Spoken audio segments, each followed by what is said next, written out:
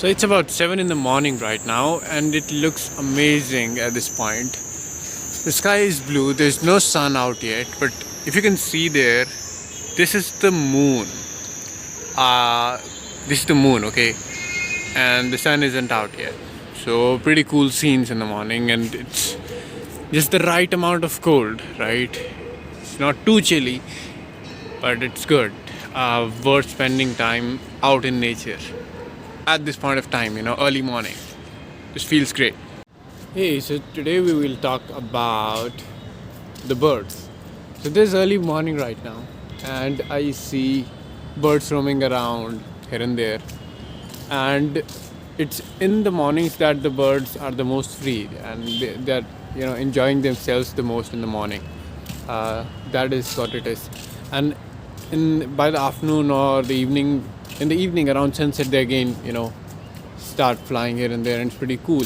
But when I look at the birds, I always get reminded of what freedom feels like, because the kind of freedom that they have, the birds, is something that even we don't have yet. We can't fly on our own selves and go anywhere we want at any point. So that's not something that we can do right now. But I just feel if we could do that, if we could just fly anytime, anywhere we want, how amazing would that be? Just imagine, right? It would feel so incredible that you can just fly anywhere. You want to meet your friend, you just fly yourself over there. And if it's early morning, you just go out there and enjoy with the birds. Just fly with the birds. So amazing. Even if it's just short distance. I'm not saying that okay, you're going to fly to India, to New York, just on your own self. No.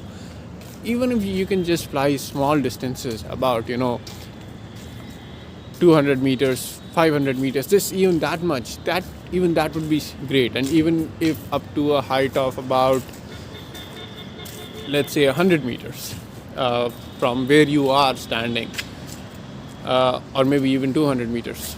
100 meters would be too close to Earth, and it would be weird for the people who are on the surface. So let's just make it about at least 200 meters.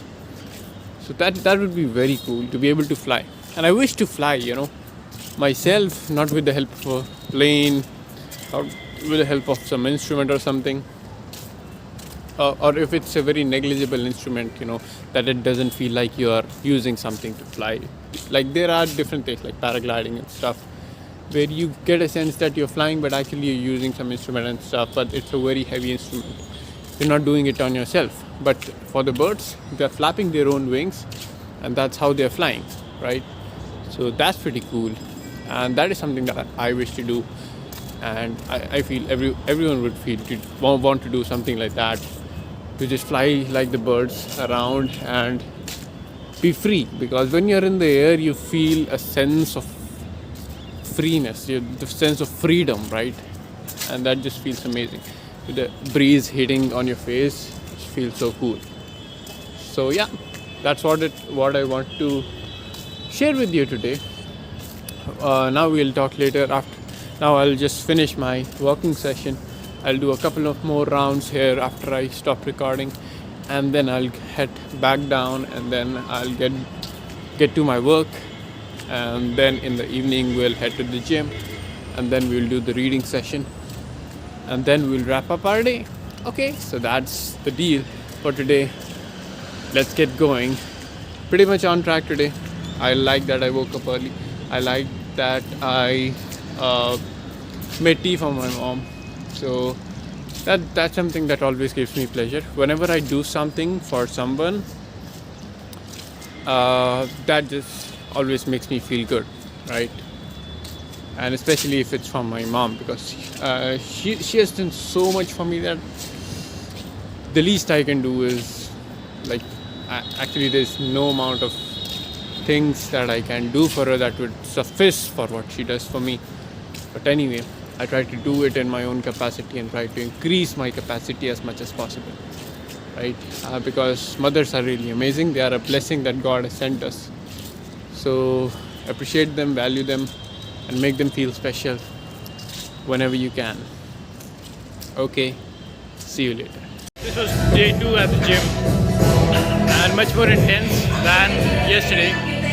But there were fortunately no cramps yesterday.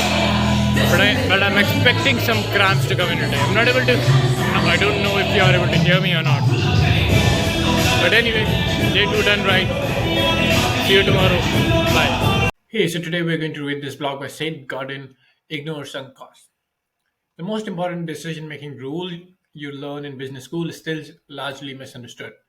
When making a choice between two options, only consider what's going to happen in the future, not which investments you have made in the past. The past investments are over, lost, gone forever.